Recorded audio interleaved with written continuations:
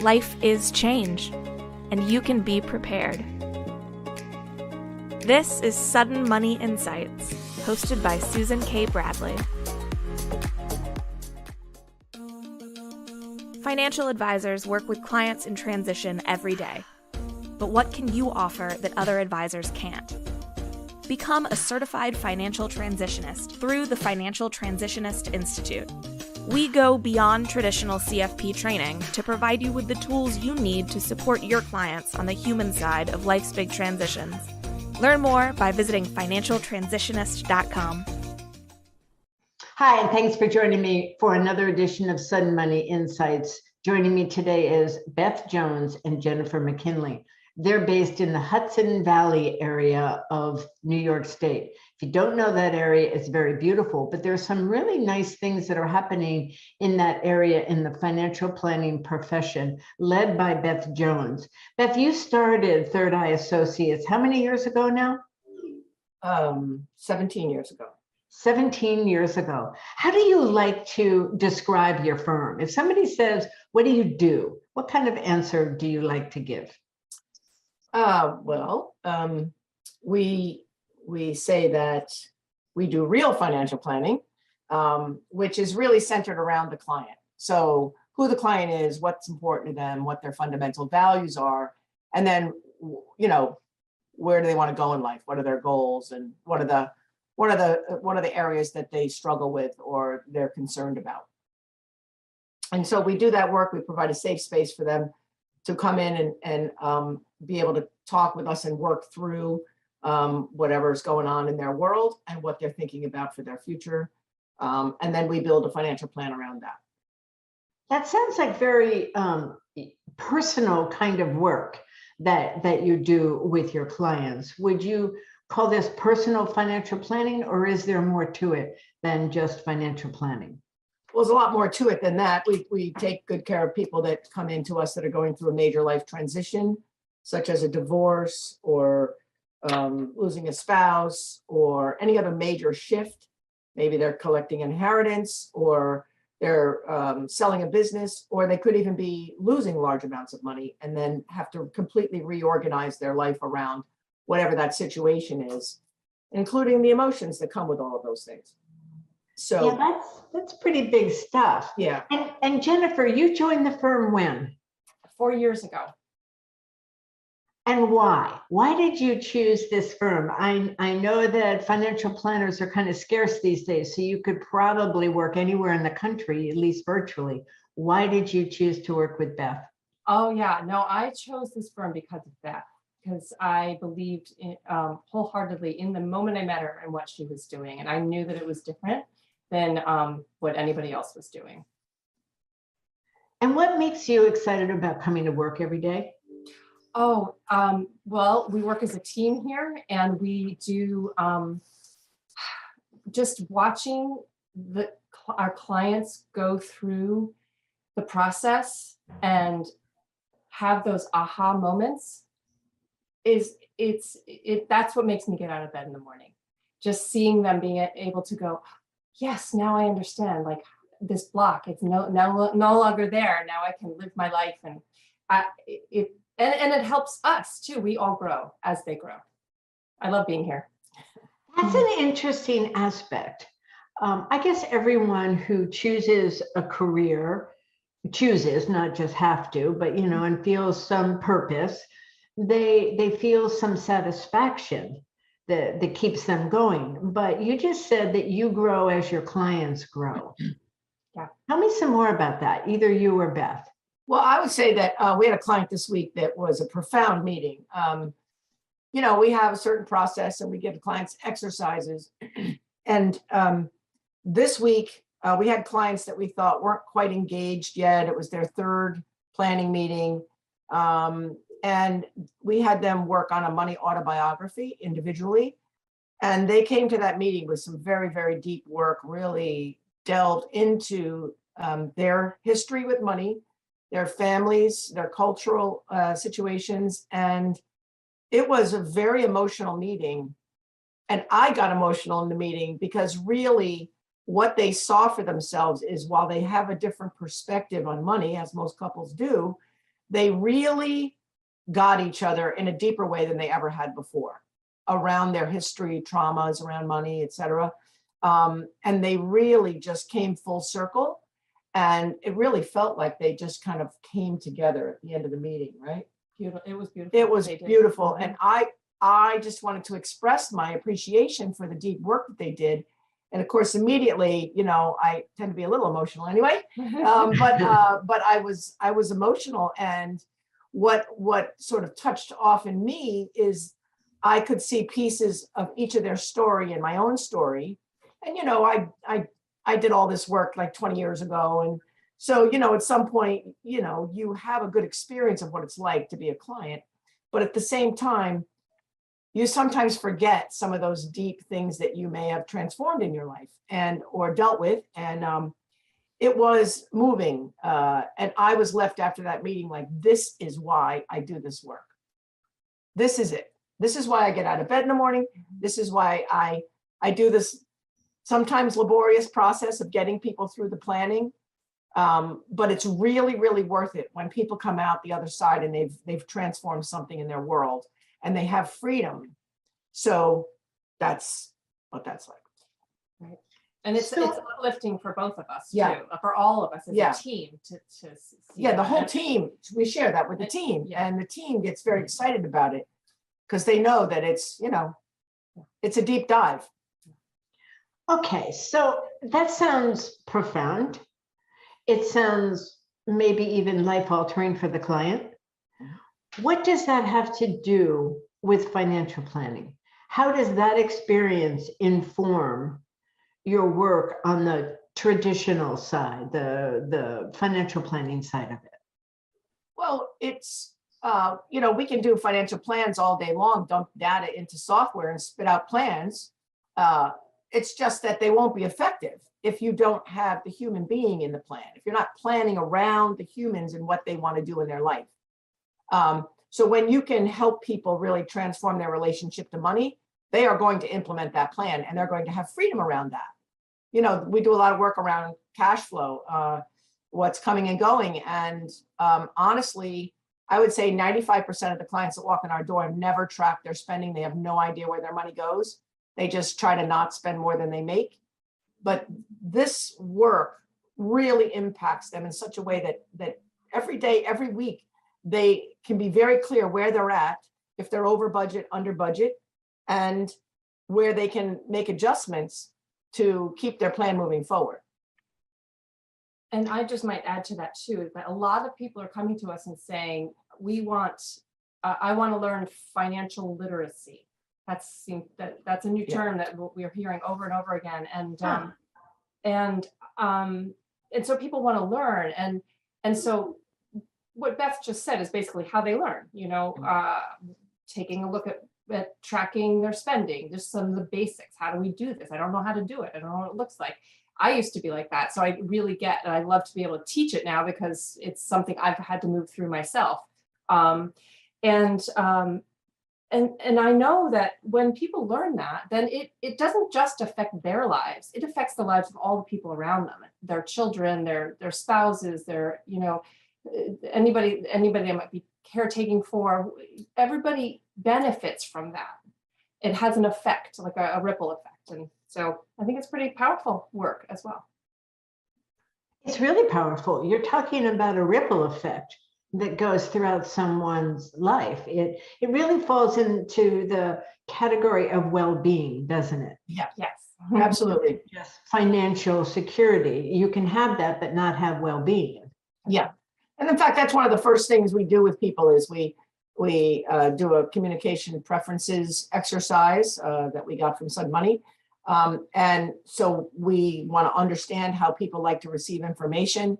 And Jennifer always talks to them at the end of that exercise about what happens when you go a little south. What are we going to see? What's it look like? And how should we interact with you around that? Should we leave you alone? Should we intervene? Like what's your preference? And then the other exercise we do at that time is a wellness worksheet where we just kind of go through 7 areas of life on a scale of 1 to 10. How do you rate yourself in these areas? And there's a little description on each. And then what I find is people come to work on their money and they in the end, they've actually impacted other areas of their life in the work that we do with them. So while we say we don't do therapy, the result is therapeutic in nature.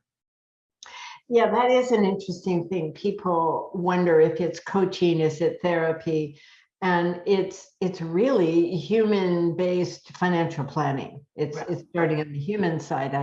I can see that. Now, you were talking about financial literacy, and we've been trying to promote that in this country since the mid-90s, I think, is when I first started doing programs around that. But I found that people need transition literacy as well as financial literacy. You can understand how money works and how it works in your life, but when your life changes, it's an adjustment. So talk to me about transition literacy and what happens with your clients when they hit one of those big pivot points in life that you mentioned earlier. Well, I guess I was thinking, a lot of times we have clients who come to us who are going through transition. Oftentimes it will be divorce, and that these are people who may have not been in control of their money and finances. The other person, the other spouse, was the one who was, and so they come to us and say, "What do we do?" And they've got their like bag filled with papers and we have to just help them sort it out. We've got to start from the beginning, and of course using the and also just sort of suss out sort of what the different stages are that they are in their transition. Has this just started? They just finding out about the divorce? Has it been a long time coming? Where are they in their process with it? Sort of mindfully, and so there's a lot of different parts to this. Do you want to say more? That's just for the divorce. I mean, there's so many different other transitions that are happening. Yeah, I mean, that's for someone who's really new to all this area of finance and all. Yeah. But doesn't something very specific happen? I know it's different for each person when they meet that time when their life has to change, when they have a demand that they have to shift. Well, I find that people have a fair amount of emotion, anxiety even, about what's it going to look like. They're kind of scared, nervous, and not quite sure. It feels like the earth is moving under their feet a little bit, and they're not quite sure if it's really stable or how it's going to go. So that's a major piece of what I see people walk in the door with. And, some clients come in and they just, they're just fairly emotional because they don't know what's going to happen. And the uncertainty is very disorienting for them. And so we try to provide the space for them to just be able to bring all of them, including the emotion, the upset and the concern, and be able to just sort of sort and prioritize what they're thinking about, getting a mind dump, everything that's going through their head, and then try to sort out like what needs to happen, what doesn't need to happen yet, kind of walk them through the stages of what might be coming up for them. And then start to help them see a way through that transition. I just want to say a few more things too about that, if I could. We also, this is where we implement a lot of the sudden money tools as well. We're looking so say somebody comes in and there's been a death in the family and they've just inherited money. A lot of times that throws people in a way that you wouldn't think. Often, a lot of times people are thinking once, oh, you've got an inheritance, how exciting. But wait, there's all these other things attached to it, especially the pain of loss that goes along with it. And so the tool, Am I okay? Just making sure that client is okay in the moment and that their basic needs are taken care of in terms of their finances, can really allows them some time and space to just, be with the grief that they need to be with without having to worry about details that could get very tangled up and messed up at that moment. And the other, many other tools that can be used, but another one that we find really helpful as people are going through transition is to manage expectations of others and of themselves, hearing, listening, asking questions about what do you think you're going to do with your money, with this money? What are the ideas that you have about it? So we can get a sense, if they're, sort of within reality, or if they're like beyond somehow, or if there are the people in their lives that might be poking at them and asking them questions and putting pressure on them because they want a little piece of that. And how can we give them a little relief and some language to use so that they can really, have some time and space around while they're making these decisions. Let's talk a minute about expectations, because that obviously drives satisfaction in life. If you don't get what you expect, even if it's wonderful, you might be disappointed. So when people are facing good events like an inheritance or regrettable events like a death, do you find that their expectations shift and change as they work their way through that experience? Because it's not just what do I do with the money, it's what do I do with my life? And I know that you spend a lot of time on that. Do you find that the expectations shift and change as well, their own expectations? I mean, yes, in the beginning, a lot of people don't quite know what to expect. And so as we work through the situations that come up or the things they need help with, they start to have clarity. So there's like space of mind to actually think about what they might want to do.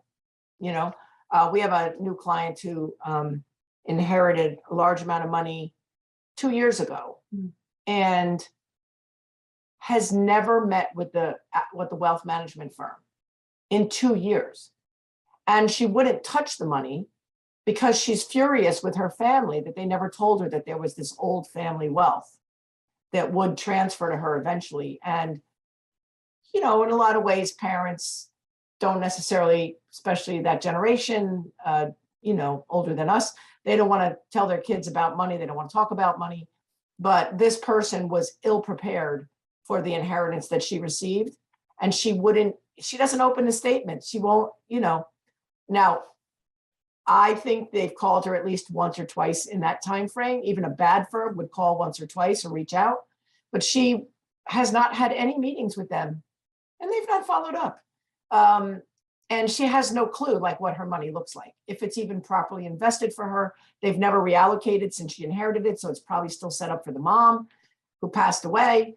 And she's just now able to start to deal with the anger she has towards her mother for not having told her. And in fact, having told her that they didn't have any money. And she has siblings. So all the siblings got the same amount. So when you help a client like that work through this situation, the word you used earlier was freedom. So when you do this deeper work with your clients, there's a sense of freedom, of knowing, of confidence, and they move through life differently. How do you help a client like this who has some pretty deep seated anger? That's not your territory because you're not a therapist. So what do you do to help her? Well, we don't do a lot with the emotional side other than allow it to be and give the client the space to communicate and to feel that emotion, whatever it is, in this case, deep anger, and to express how that feels to her. So we have a conversation about what it is for her that experience is. And then, eventually, in my experience, when you let people sort of say what they have to say, eventually they get done saying what they have to say. And sometimes it takes a few conversations, but there's a point where they're done expressing themselves around that. And there's a little opening for something else. So, we can do our standard poking and prodding and asking them questions about what's fundamentally important to them. I think this woman seems to have very big commitment to really charitable giving and having some kind of certain amount that she can give over her lifetime, as well as leave in perpetuity. But she's always struggled that she's an artist and she's a very accomplished artist, but that doesn't mean she's making, gobs of money. So she lives a fine life, but doesn't necessarily feel the freedom to make charitable donations that she's actually capable of now. So in my experience of conversation with her, it's like she will get to that. And that's a major piece of what we're going to put in her planning. But she never had that before. So first she's mad because she's had this lifelong commitment to this thing. And now she wasn't able to do it. And now she's very able to do it in a methodical way that she can actually leave an impact. So for her, as she expresses the anger and you ask her, questions around that, then, eventually what comes out is what she's really passionate about, what's underneath, what's making her why is she so angry? Like, what's that thing that's underneath that is the commitment or the value that she's not addressing when she's, just spewing anger. That is really a beautiful story. And I don't know if people listening to this have heard stories like that before. I'm sure that everyone has heard stories of people who had events, maybe like that or similar, with a lot of emotion of being a victim or angry or mistreated one way or another. And they've gotten rid of the money. The money became the problem. So they gave it all away, or they gambled it somehow, or they ignored it, and some investment advisors just ran it into the ground. You've heard these stories before. People come to them, they ask for money, they just give the money. They just get rid of it somehow. And that was kind of the crash and burn stories that we heard in the early days of the Sudden Money Institute. And the question was always, if that were to happen, whose fault is that? Is that the client's fault? Is it the advisor's fault? Is it the attorney's fault? It's really no one's fault. It's just that the person didn't have a place to process, a safe space. And what you just talked about is not only your skill set for doing this, you call it poking and prodding, and that sounds like farmer talk to me, but that's like real stuff. It's real. I mean, that's what people who care about each other do. Yes. They look for a little bit more. But you also have the patience and persistence to keep going. And it sounds like you're not quite there yet, but you still have that intention that she will get there. And when she does, you will be ready to do what she directs rather than you. So many times I hear advisors tell the story differently, and they'll say, this person was a hot mess. They needed a lot of direction. So we put all their money in this so that they couldn't blow it. They make these irrevocable choices. So your story is just beautiful. And I know it's not the first and only time that you have done that. So thank you. You're welcome. We really think people need to make their own choices around what happens with their money and how it's managed. And usually when they walk in the door, they're nowhere near ready to make those calls yet. Even if they've just been confused and, sort of floundering and hoping it turns out, they're not really clear-minded enough to make those choices. So I know a lot of financial firms, by the second or third meeting, they're giving you paperwork and you're signing your life away to whatever they've decided they should do with your money without really understanding you and what's important to you, who you are, who's the cast of characters in your life, and how best to take care of them and to think about all of it. Yeah. So we typically wait, like it depends on the client. Sometimes we've waited a year. Sometimes the client's ready in 4 months. So it really does depend on how easily the client can pivot in the face of, whatever the transition is they're going through. Many people say, Jennifer, that the essence of a good transition, a successful transition, is making one good decision at a time or something like that. There's an orderliness to it and all. Mm-hmm. But there's another word here that you're using, and that's ready. Mm-hmm. The idea of readiness. Mm-hmm. And just paying attention to that. What are some of the cues that you look for to let you know that someone probably is ready to move forward? Do you have any of those that you can remember? Let's see. Well, when we use, well, oftentimes we will use with the clients the priorities list, and when we're going through that with a client, where they basically, we have conversations with them, we help them to organize their priorities, what needs to be done now, what needs to be done in a little bit, what can be, for later. The clue, I think, comes when they're with us on that list. We can come together each meeting and look at the list and see the progress, see little bits of progress, things coming off the now list, things from the soon list going back up to the now list, and things, sort of getting checked off and moving forward in a way that, and the client seems engaged. And I think, like what you said, you're ready for what's next. That's kind of what tends to clue us off that, okay, we're ready to move with them now. And we, their lead. Yeah, we also, in my experience, people actually ask us, when are we going to get to my money? There's that too. That's a big indication that they are ready. And if they, if they ask you that in the first meeting, you're like, okay, well, hold on. Like, we're going to we'll quickly do an analysis of where you're at and what you own and what's going on. So if we see anything scary, we can have you make a quick adjustment. But really, we want to do a little more work with you so we understand what the purpose of the money is, what you need the money to do, what kind of income stream do you need, who are you supporting, like what are those things in life that have to be included in that plan. And so then they'll relax a little about it, especially if we do the analysis on the investment portfolio early on. And then if it looks scary or something's like really out there, I'll just tell them, look, you are not properly allocated. You could really damage the longevity or the sustainability of your money. And then we'll need to have them, put some preservation in the mix or something. But when people come in, they're sort of like, yeah, I don't think I'm very aggressive. I feel like I would just want to kind of be safe.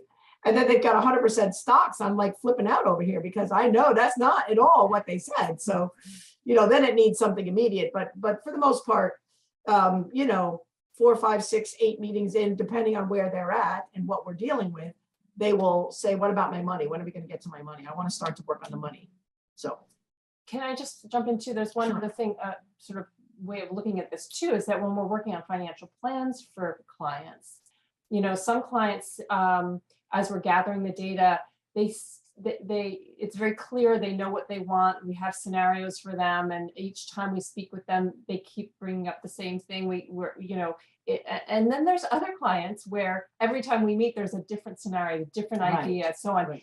And so therefore, the readiness, I think, is a little different there. Sometimes we want to pause and just take a little more time with that second client and say, all right, maybe we don't do the financial plan just this moment. Maybe there's something else that still needs to shift before they're ready to kind of be steady with that. So.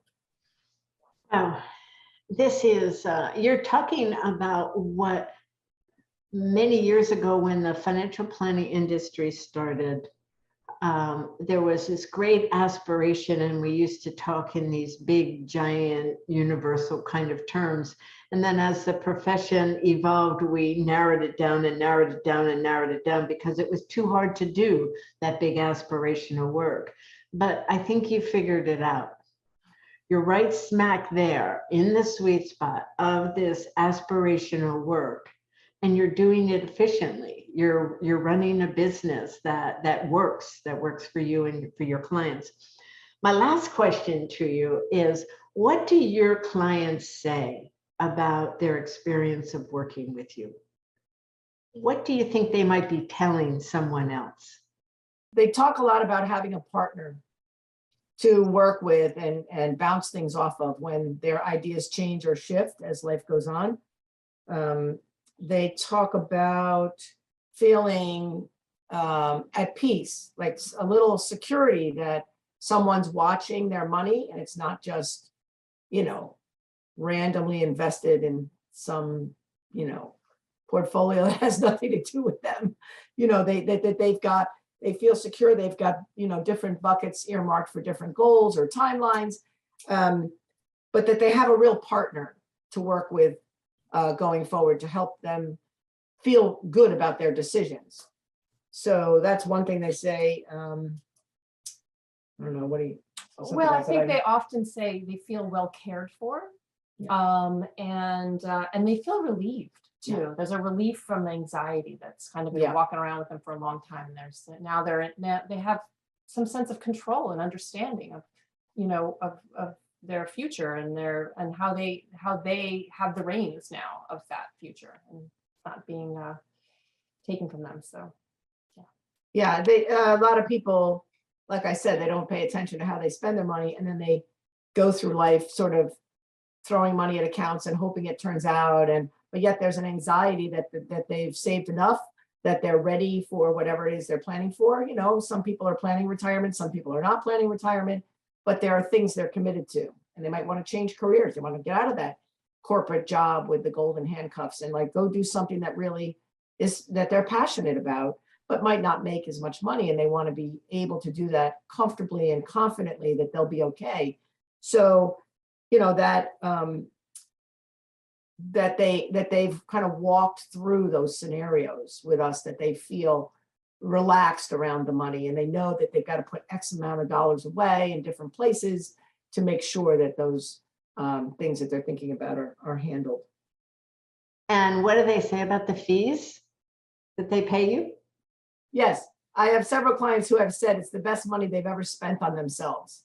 Really, they felt like it was really a bargain. A lot of clients say that it's a bargain at the end of the process. At the beginning of the process, they're a little concerned, but that when they see what they get, they're like, wow, that was cheap money. So. Thank you so much for spending some time with me, and thank you for the work that you do, because one client at a time, you're changing the world that we all live in. Thanks for being with me today. Thank you, You're welcome. Susan. Thanks, Susan. Thanks for having us.